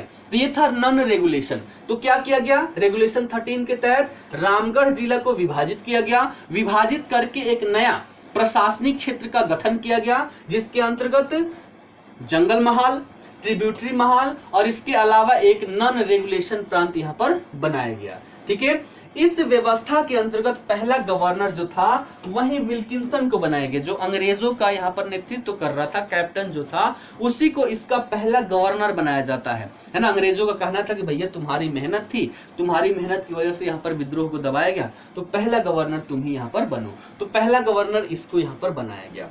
अंततः इस विद्रोह को दबा दिया गया, है ना। बोलते हैं ना कि निष्कर्ष में हम क्या लिखे, ये देखिएगा निष्कर्ष है, अंततः इस विद्रोह को दबा दिया गया। लेकिन झारखंड के इतिहास में यह एक विशेष स्थान रखता है। कारण क्या? क्योंकि ये पहला विद्रोह था, ये पहला विद्रोह था जिसके माध्यम से प्रशासनिक व्यवस्था में सुधार करने की जरूरत पड़ी। अर्थात कह सकते हैं कि कोल विद्रोह पहला विद्रोह था जिसके कारण अंग्रेजों को प्रशासनिक व्यवस्था में सुधार करने की आवश्यकता समझ में आई और सुधार भी किया गया। क्लियर है? तो निष्कर्ष के रूप में ये आप डाल सकते हैं। क्लियर है बात? समझ में आ गई?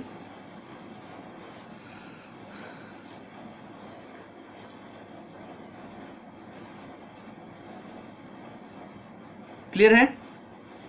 क्लियर है? रिपीट करूं एक बार, बताइएगा।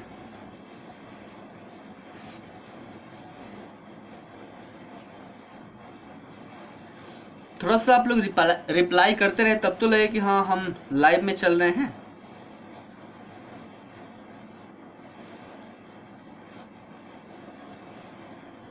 चलिए क्लियर है, आगे बढ़ते हैं। आगे बढ़ते हैं। ये था हमारा कोल विद्रोह। फिर से ध्यान दे लीजिएगा, एक राउंड देख लेते हैं। छोटा नागपुर क्षेत्र में सिंहभूम, मानभूम, पलामू के जो भी यहाँ पर जनजाति थे उन सभी का क्या था? ये संयुक्त विद्रोह था। कारण क्या था? भू राजस्व व्यवस्था। ठीक है, क्योंकि जनजातियों का आजीविका का मुख्य आधार क्या था? कृषि और जंगल। लेकिन यहाँ पर क्या हो गया? जमींदारी व्यवस्था लागू हुई, परिणामतः इनका शोषण होने लगा। किनके द्वारा? तो जमींदार और बाहरी लोगों के द्वारा जमीनें इनकी हड़पी जाने लगी। कारण क्या रहा? वही ये भू राजस्व के लिए जो ऋण लिए साहूकारों से उसको चुकता नहीं कर पाए। अंततः इनसे क्या किया गया? बेगारी करवाई गई, महिलाओं के साथ छेड़छाड़ किया गया, ना न्यायालय साथ दी ना पुलिस साथ दी। ऐसी स्थिति में इन्होंने सोचा कि भैया हमें ही कुछ करना होगा, और करने के लिए इन्होंने क्या किया? बदगांव में एक सभा बुलाई और यहीं से विद्रोह प्रारंभ कर देते हैं। जितने भी बाहरी लोग थे सबको मारने की यहाँ पर बात होती है। अब क्या कर दिए? ये गाँव के गाँव जलाने लगे, पुलिस स्टेशन जलाने लगे, है ना, खजाने लूटने लगे। ऐसी स्थिति में अंग्रेजों ने क्या किया? सेना बुलाया। कहां? रामगढ़ में अतिरिक्त सेना बुलाया। इसका कैप्टन बनाया गया किसको?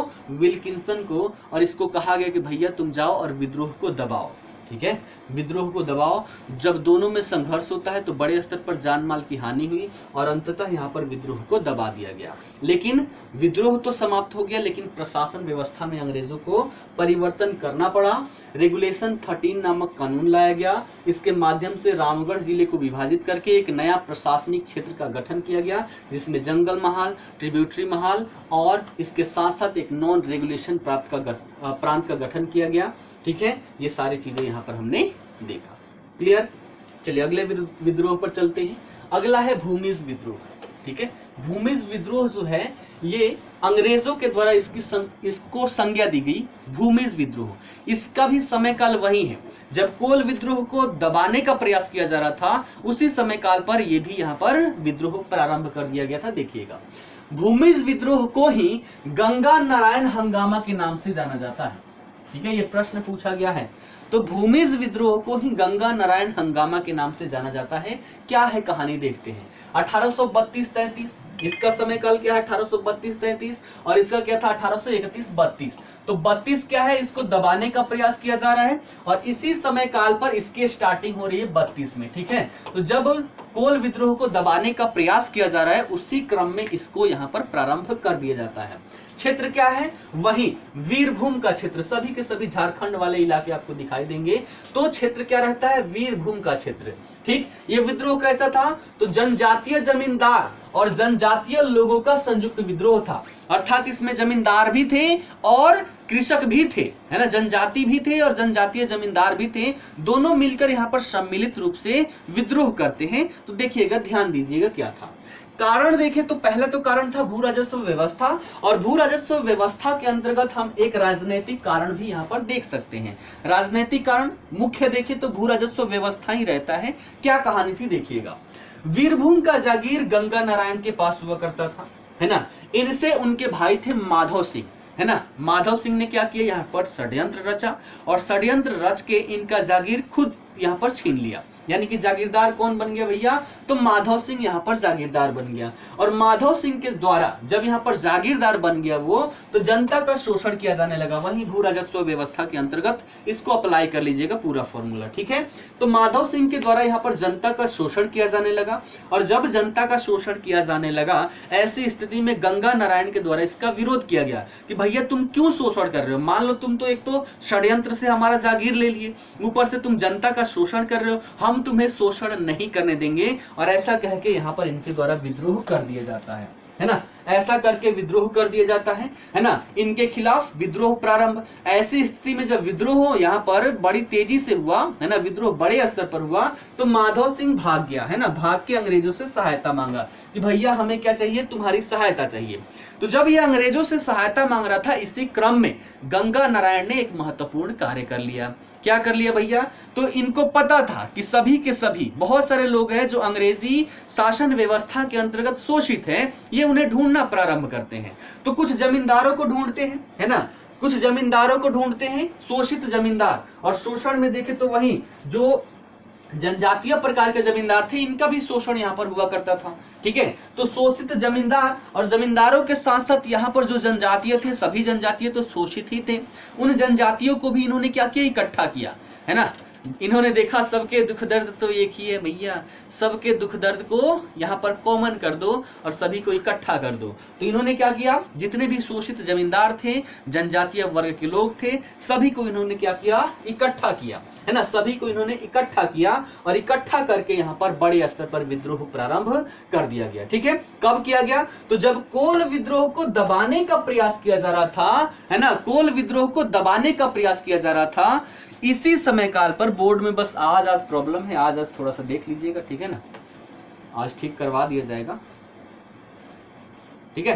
तो जब कोल विद्रोह को दबाने का प्रयास किया जा रहा था, इसी समय काल पर क्या हुआ, अब इनको लगे चलो अंग्रेज तो उधर भी लगे पड़े हैं, ऐसी स्थिति में क्या होगा, उनका ध्यान उधर भटका पड़ा है, चलो हम भी अपना दम इसी में लगा लेते हैं, ठीक है। होता है ना, जब तीन दुश्मन हो, दो दुश्मन आपस में लड़ रहे हो, तो तीसरा भी उसी समय काल पर आक्रमण करता है, ताकि उसकी जो शक्ति है, जो सबसे शक्तिशाली है, उसका ध्यान दोनों तरफ बटा रहे। उधर भी अगर एक तरफ ध्यान बटा रहेगा तो पूरी शक्ति के साथ हमारे ऊपर आक्रमण नहीं कर सकता।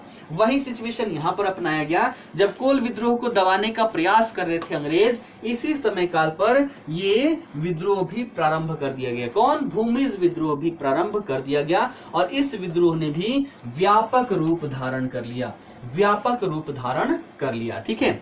अब यहां से एक प्रश्न पूछा गया है, ध्यान में रखिएगा। जो खरसावा का ठाकुर था, ठीक है, खरसावा का ठाकुर जो था, ये अंग्रेजों की तरफ से लड़ता है। भारत में यही तो हुआ, फूट डालो और राज करो। क्यों नहीं डालेंगे भैया, पहले से ही फूट यहाँ पर था। जब अंग्रेज, मान लीजिए 4 क्षेत्र हैं, पीछे भी मैंने एग्जांपल दे रखा है इसका। जब 4 क्षेत्र हैं, एक अंग्रेज आया, चारों तो पहले चारों में खुद में कंपटीशन था, अर्थात चारों के चारों अपने आप में दुश्मन हुआ करते थे। अंग्रेज आया, एक को यहाँ पर निपटा दिया। अब ये 3 तो खुश हो गए, चलो हमारा दुश्मन समाप्त हो गया, है ना, हमारा दुश्मन समाप्त हो गया, अंग्रेजों ने समाप्त कर दिया। इनको ये नहीं पता कि इसको समाप्त किया तो आगे बढ़ के तुम्हें भी समाप्त करेगा, फिर तुम्हें भी, फिर तुम्हें भी। अगर ये समझ पाते तो एक को अंग्रेज अगर दबाने का प्रयास कर रहे हैं, ये तीनों साथ में आके अगर अंग्रेज को दबा दिए होते तो भारत में अंग्रेजों का शासन नहीं होता। लेकिन हुआ यहाँ पर क्या, कुछ भी नहीं। अब यहाँ पर भी लड़ाई हो रही है, विद्रोह हो रहा है। ऐसी स्थिति में खरसावा का जो ठाकुर था वो अंग्रेजों की तरफ से लड़ता है, और लड़ते लड़ते यहाँ पर गंगा नारायण की मृत्यु हो जाती है। तो गंगा नारायण का सर काट के अंग्रेजों को गिफ्ट में भेजता है ना, कि देखिए हमने आपके लिए जो आपका सबसे बड़ा विद्रोही था उसका हमने सर काट के भेज दिया, ताकि अंग्रेज खुश हो इसके प्रति, है ना, चमचागिरी ये कर पाए। तो ऐसे सिचुएशन के लिए गंगा नारायण का सिर काटकर अंग्रेजों को गिफ्ट के रूप में भेज देता है और अंततः यहाँ पर गंगा नारायण की मृत्यु के साथ विद्रोह समाप्त हो जाता है, विद्रोह को दबा दिया जाता है। लेकिन इससे भी क्या हुआ, इससे भी प्रशासन में कुछ परिवर्तन हुए, वही रेगुलेशन 13 वाला ही। कारण क्या, क्योंकि इसका भी समय काल वही रहता है ना। उसका हमने देखा 1831 से 32, इसका 32 से 33, तो इसके तहत भी यहाँ पर प्रशासन में कुछ परिवर्तन किया गया। वही रेगुलेशन 13 के तहत जो जंगल महाल जिला था उसको स्थगित कर दिया गया, है ना, और शेरगढ़, विष्णुपुर और सोन पहाड़ी को वर्धमान में शामिल कर दिया गया और जो शेष भाग बच गया उसको मिलाकर मानभूम जिला बना दिया गया। तो ये परिवर्तन यहाँ पर किया गया था, ठीक है। रेगुलेशन 13 के तहत ही किया गया था क्योंकि दोनों का समयकाल सेम है, ठीक है। तो फिर से रिकॉल कर देता हूँ, भूमिज विद्रोह बीरभूम क्षेत्र में होता है। जनजातीय जमींदार और जनजातीय लोगों का संयुक्त विद्रोह था। इसके कारण भू राजस्व व्यवस्था, राजनीतिक कारण भी थे। राजनीतिक कारण क्या था, तो यहाँ पर गंगा नारायण का जो जागीर था उसका भाई माधव सिंह षड्यंत्र के माध्यम से क्या कर लिया, उसको हड़प लिया और हड़पने के पश्चात जनता का शोषण प्रारंभ कर देता है। ऐसी स्थिति में गंगा नारायण के द्वारा विरोध प्रकट किया जाता है, परिणामतः ये अंग्रेजों से सहायता मांगता है। ऐसी स्थिति में गंगा नारायण जो भी शोषित वर्ग थे, जमींदार हो या जनजाति हो, सभी को इकट्ठा करते हैं और इकट्ठा करके बड़े स्तर पर विद्रोह प्रारंभ करते हैं। कब, जब कोल विद्रोह को दबाने में अंग्रेज लगे पड़े थे, है ना। परिणामतः यहाँ पर विद्रोह विकराल रूप धारण कर लेता है। जो यहाँ पर खरसावा का ठाकुर था वो अंग्रेजों की तरफ से लड़ता है और अंग्रेजों की तरफ से लड़ने के कारण गंगा नारायण की मृत्यु होती है। उसका सर काटकर अंग्रेजों को भेंट करता है और अंततः यहाँ पर क्या हो जाता है, अंततः यहाँ पर इस विद्रोह को दबा दिया जाता है। चलिए, जो भी प्रश्न है, प्रश्नों का उत्तर अंत में मैं दूंगा, आप लोग टेंशन मत लीजिए। आगे चलते हैं, अगला यहाँ पर देखते हैं, ठीक है। अगला है संथाल विद्रोह और ये आज का हमारा अंतिम टॉपिक है, ठीक है ना। संथाल विद्रोह सबसे प्रिय टॉपिक है बीपीएससी का। संथाल विद्रोह से अभी तक मुख्य परीक्षा में नहीं भी प्रश्न पूछे गए हैं, तो 15 से 17 बार से भी ज्यादा केवल संथाल विद्रोह से पूछे गए हैं। तो अगर आपको तैयारी करना है, एक प्रश्न क्या है, एक प्रश्न हो जाता है अपना लगभग 39 नंबर का, तो 39 नंबर की बात यहाँ पर कर रहे हैं, है ना। हर एक चीज को मैंने सम्मिलित किया है, बस इसको आप ध्यान से समझिएगा, माइंड में बैठाते हुए चलिएगा।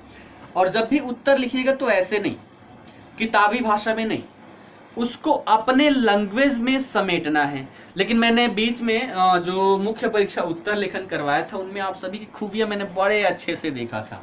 आपको ये लगता है कि पुस्तक में ये लाइन ऐसे लिखा हुआ है, अगर हम इसको ऐसे लिख दें तो उसका मतलब चेंज हो जाएगा। इस भ्रांति को पहले आप सभी को निकालना पड़ेगा।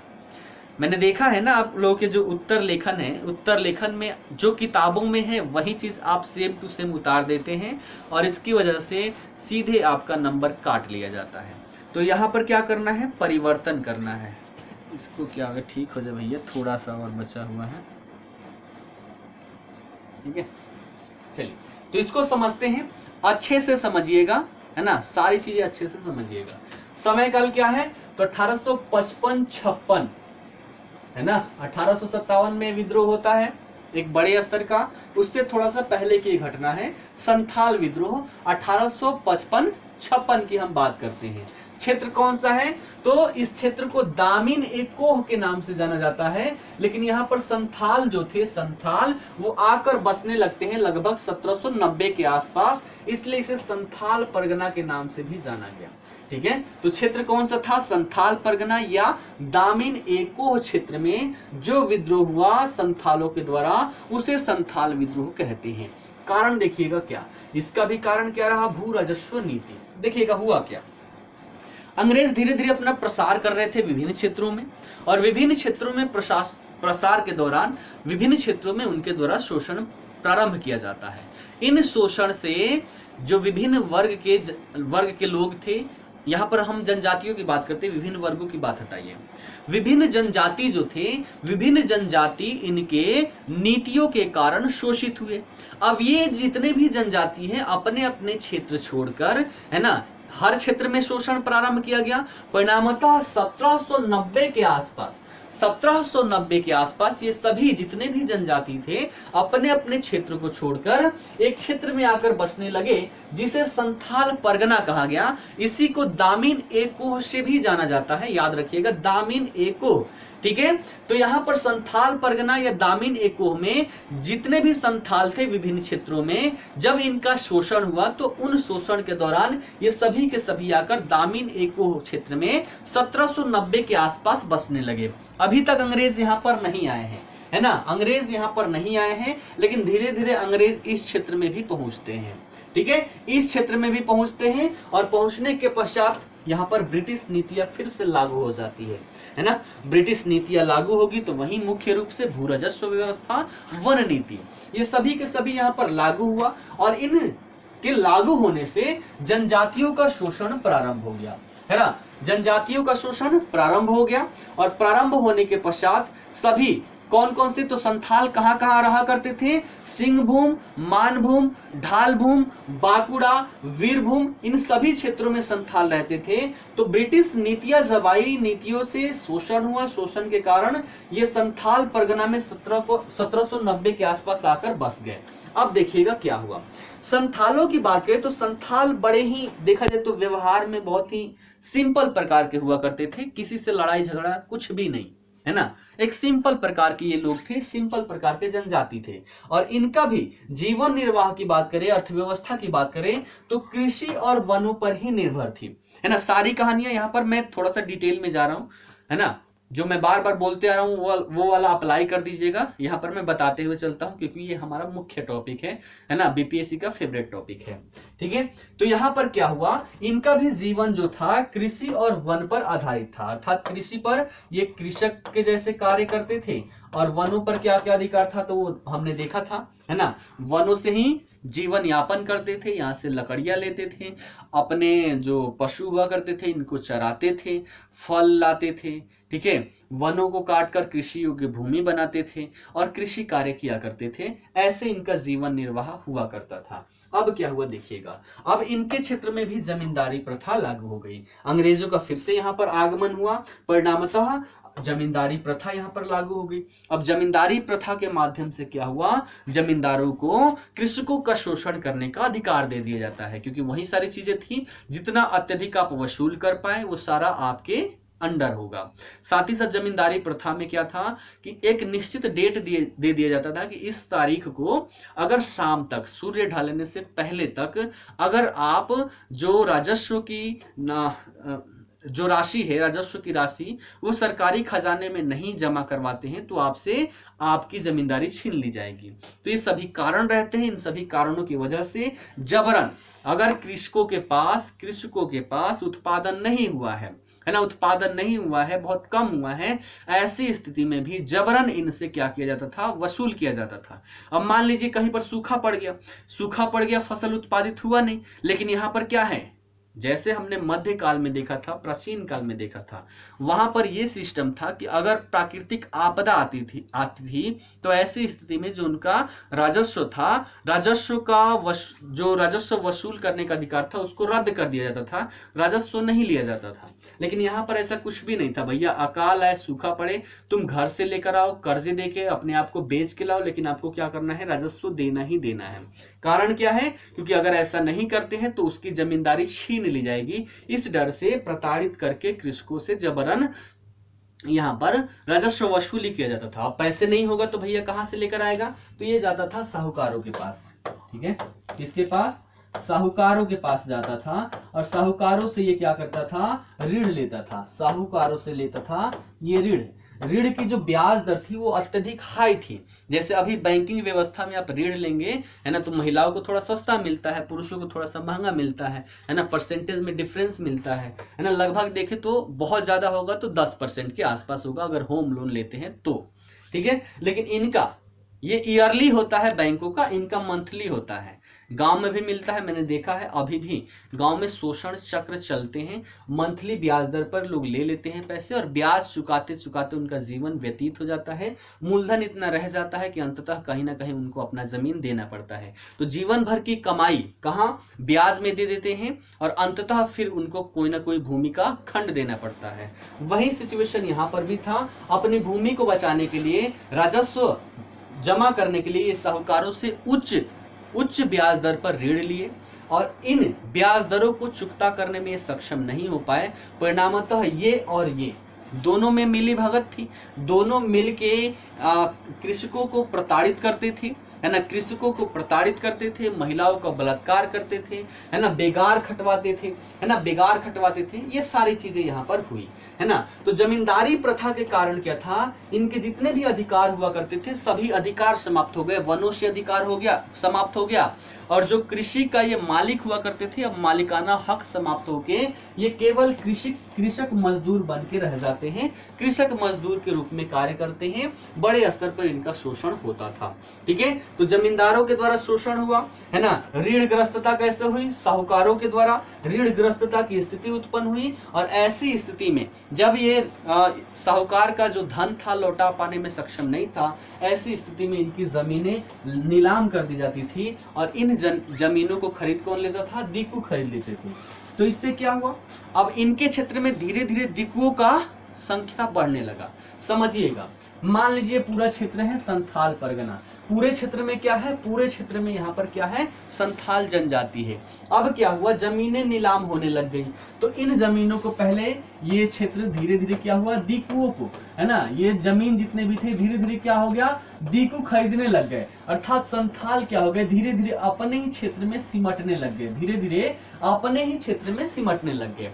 और कारण हमें यहाँ पर क्या डाल सकते हैं, तो और डाल लीजिएगा, जैसे कि हर जनजाति का अपना अपना संस्कृति होता है, अपना अपना कल्चर होता है। ये अपने कल्चर के अकॉर्डिंग जीवन यापन करते हैं।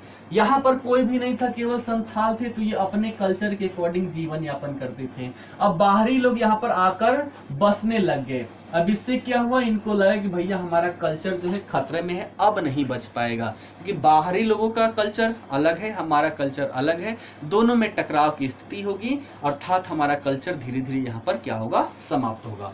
तो इस सिचुएशन को भी हम यहाँ पर डाल सकते हैं। और क्या डाल दीजिएगा, देखिए, है ना। तो जमीनें दीकुओं को दी जाने लगी।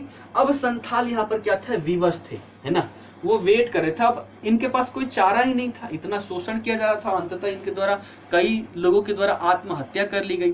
अब भगवान से ही मना रहे थे कि भाई भगवान आप ही कुछ कर सकते हैं, हम यहाँ पर अब मजबूर हैं, हम कुछ कर ही नहीं पा रहे हैं, है ना। भगवान को ही मना रहे थे कि आप ही कुछ कीजिए। ऐसी स्थिति में दो युवक जो थे वो सामने आते हैं, सिद्धू और कान्हू, है ना। इनका नाम बहुत महत्वपूर्ण है, लगभग सैयों बार इससे प्रश्न पूछा गया है। ठीक है, तो सिद्धू और कान्हू की बात करें तो सिद्धू कान्हू नामक दो युवक सामने आते हैं और वो इनके नेतृत्व प्रदान करते हैं इनको। जैसे ये धराशायी हो चुके थे, अब इन्हें आशा ही नहीं थी कि हम अब अच्छे से जीवन यापन कर पाएंगे, है ना, ये टूट चुके थे। लेकिन सिद्धू कान्हू के द्वारा इनके अंदर साहस भरा गया कि ऐसे कैसे हो सकता है भैया, पहले जो आपका अधिकार था वो अधिकार फिर से मिलेगा, चलिए हम सब साथ में मिलकर ये कार्य करते हैं, विद्रोह करते हैं अपने अधिकारों के लिए। और इनके द्वारा क्या किया जाता है, साहस भरा जाता है ना, साहस भरा जाता है। अंततः सभी लोग जो यहाँ पर डिस्चार्ज हो चुके थे, है ना, साधारण भाषा में देखें तो डिस्चार्ज होना, शरीर में कोई एनर्जी ही नहीं बची, अब पुनः इनके द्वारा इनको चार्ज कर दिया जाता है। सिद्धू कान्हू की बात करें तो ये भोगनाडीह के जो व्यक्ति थे, चुन्नू माझी के 4 पुत्र थे, आप सभी को पता होगा, सिद्धू, कान्हू, चांद, भैरव, है ना, सबको पता है। इन चारों के द्वारा यहाँ पर नेतृत्व किया गया, लेकिन अधिकतर नाम आपको सिद्धू कान्हू का ही मिलेगा। ठीक है, तो इनके द्वारा यहाँ पर नेतृत्व किया गया। हुआ क्या, देखिएगा, सिद्धू और कान्हू के नेतृत्व में 1855 में एक सभा का आयोजन किया गया, है ना, एक सभा का आयोजन किया गया और इस सभा में हजारों संथाल यहाँ पर एकत्रित हुए। अभी तक का देखें तो सबसे ज्यादा संख्या में संथाल यहाँ पर एकत्रित हुए, हजारों की संख्या में यहाँ पर संथाल एकत्रित हुए, है ना। अब यहाँ पर ये जो सभा हुई, इस सभा में एक शपथ ली गई, क्या, अपने जो उत्पीड़क है, कौन अपने। तो जो संथालों के उत्पीड़क हैं, इन उत्पीड़कों के खिलाफ हमें लड़ाई लड़ना है। कैसा? लामबद्ध लड़ाई। लामबद्ध लड़ाई का मतलब जब तक हम उन्हें अपने क्षेत्र से भगा ना दें तब तक हम ये लड़ाई समाप्त नहीं करेंगे। तो जो यहाँ पर सभा आयोजित की गई, यहीं पर ये शपथ ली गई कि भैया अब बहुत हो गया उत्पीड़न, हम इनके उत्पीड़नों का शिकार नहीं होंगे, हम क्या होंगे, यहाँ पर इनके खिलाफ लड़ाई लड़ेंगे। और यहीं से ये शपथ ली गई। अब देखिएगा, शपथ लेने के पश्चात इनको चेतावनी दी गई, जितने भी दीकू थे चेतावनी दी गई कि भैया बहुत हो गया, तुम हमारे क्षेत्र में अधिकतर क्षेत्रों को कब्जा कर लिए, बहुत देर तक शोषण कर लिए, अब आपका ये शोषण नहीं चलेगा, आप हमारा क्षेत्र छोड़ के चले जाओ। अब इनके द्वारा लंबे समय से शोषण किया जा रहा था, इनको लगा कि ये क्या तुच्छ व्यक्ति क्या कर लेंगे, फालतू का धमकी दे रहे हैं, इनके धमकी से कौन डरने वाला है, कोई यहाँ पर प्रभाव नहीं पड़ता है ना। इन्होंने क्या किया देखिएगा, इन्होंने 3 महत्वपूर्ण निर्णय लिए। जब ये सभा का आयोजन हो रहा था, उसी सभा में इन्होंने 3 महत्वपूर्ण निर्णय लिए। सबसे पहला कि भैया जो भी सरकारी आज्ञा है अब उसे हम नहीं मानेंगे, सरकारी आज्ञा है हम उसे नहीं मानेंगे। दूसरा, संथाल परगने में अपनी सरकार स्थापित करेंगे, उनके सरकार के अकॉर्डिंग हम नहीं चलेंगे, संथाल परगना में अपनी सरकार स्थापित करेंगे। और साथ ही साथ हम भैया लगान भी नहीं देंगे, है ना, इसी की वजह से तो शोषण कर रहे हो, हम तुम्हें लगान ही नहीं देंगे। तो 3 यहाँ पर महत्वपूर्ण निर्णय लिए गए। पहला कि हम भैया सरकारी आज्ञा का पालन नहीं करेंगे, संथाल परगने में हम अपना सरकार स्थापित करेंगे और हम लगान भी यहाँ पर नहीं देंगे। ठीक है, तो इन्होंने क्या किया भैया, दीकुओं को चेतावनी दी। चेतावनी से कोई फर्क उनको नहीं पड़ा, कोई असर नहीं पड़ा। और इसी क्रम में देखें तो जो महेश लाल था, है ना, दरोगा था, इसकी हत्या भी इसी क्रम में हो जाती है। तो चेतावनी देने के बाद जब इसका कोई प्रभाव नहीं पड़ा, अंततः अब यहाँ पर विद्रोह प्रारंभ कर दिया गया। अब ये बोले कि तुम लोग फालतू का यहाँ पर चिल्ला रहे हो, कुछ होना जाना है नहीं। अब इन्होंने बोला कि होना जाना नहीं है, आओ दिखाते हैं, है ना। अब दिखाना ये शुरुआत करते हैं कहाँ से, तो जितने भी शोषक थे, शोषक का मतलब अंग्रेज समर्थित जो भी हो, जमींदार, अधिकारी जो भी हो, है ना, बाहर के जितने भी दीकू थे सभी के सभी, तो सभी शोषकों को चुन चुन कर मारना ये स्टार्ट कर देते हैं। खुला सशस्त्र विद्रोह यहाँ पर प्रारंभ हो जाता है, खुला सशस्त्र विद्रोह। ठीक है, अब इतने बड़े स्तर पर विद्रोह हुआ, इतने लोगों को चुन चुन कर इनके द्वारा मारा गया कि ब्रिटिश कंपनी में हड़कंप मच गया, है ना, ब्रिटिश कंपनी में हड़कंप मच गया। अब कंपनी बोल रही है कि भैया ऐसे क्यों कर रहे हो, तुम बताओ तुम्हारा मतलब विद्रोह करने का कारण क्या है, आओ हम बातचीत से फरिया लेते हैं ना, फरिया लेते हैं भोजपुरी में पता है ना। बातचीत करने के लिए अंग्रेजी कंपनी ने बोली कि आओ भैया हम बातचीत करके मामले को सुलझाते हैं। अब यहाँ पर संथाल बोले कि भैया हमने बहुत प्रयास कर लिया है मामले को समझाने के लिए, फरियाने के लिए, तब तो कोई असर हुआ नहीं था, अब हम ना मानेंगे भैया, है ना। तो सरकार प्रयास कर रही है कि यहाँ पर हम बातचीत से इनको मनवा लें कि इतना विद्रोह क्यों कर रहे हो, जो भी आपकी मांग है हम उसकी पूर्ति करेंगे। अब ये बोले कि अब देरी हो चुकी है, अब पछताए का होता है जब चिड़िया चुग गई खेत। अब हमारा जो रोष है ना, उसकी जो लिमिटेशन है उसको पार कर चुकी है, अब इसे कोई भी नहीं रोक सकता।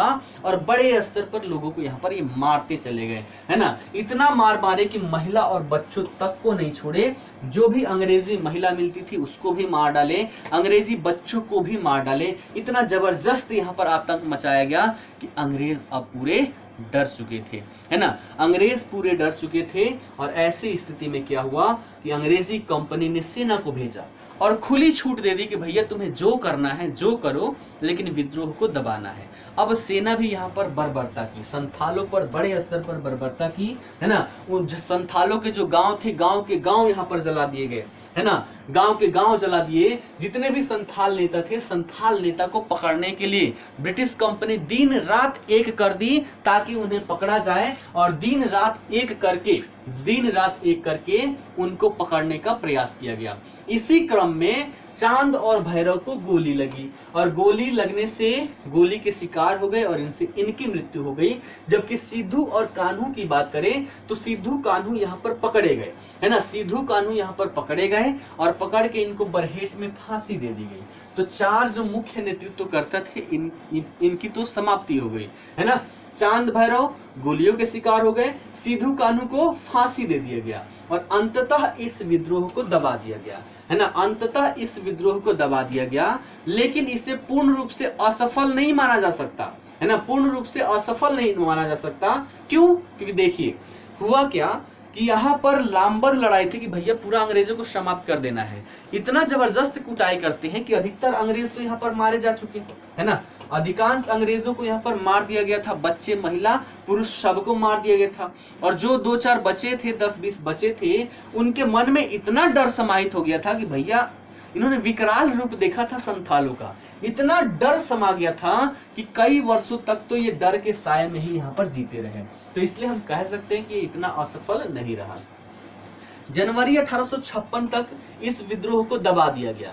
लेकिन इस विद्रोह को दबाने के बाद भी, है ना, यहाँ पर भी अंग्रेजों को कुछ परिवर्तन करने की महसूसता हुई, है ना, प्रशासनिक परिवर्तन किए गए। और क्या किया गया देखिएगा, 30 नवंबर 1856 को संथाल परगना जिले की स्थापना कर दी गई। कब? 30 नवंबर 1856 को संथाल परगना जिले की स्थापना कर दी गई, है ना। और देखा जाए तो सिद्धू कान्हू जो है, सिद्धू कान्हू को झारखंड के जननायक के रूप में आज भी याद किया जाता है ना, सिद्धू कान्हू को जननायक के रूप में आज भी याद किया जाता है।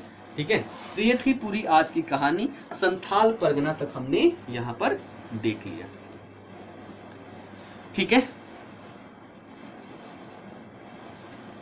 क्लियर है बात? चलिए फिर से रिकॉल कर देता हूँ, इसको एक बार ध्यान दे दीजिएगा। देखिएगा, संथाल विद्रोह की बात करें तो संथाल परगने या दामिनीकोह से संबंधित ये घटना है। कारण क्या था कि जो यहाँ पर ब्रिटिश नीति आती है, इनसे जनजातियों का शोषण होता है ना, संथाल जनजातियों की जो सिंहभूम, मानभूम, ढालभूम, वीरभूम, बांकुड़ा वाले क्षेत्र में हुआ करते थे।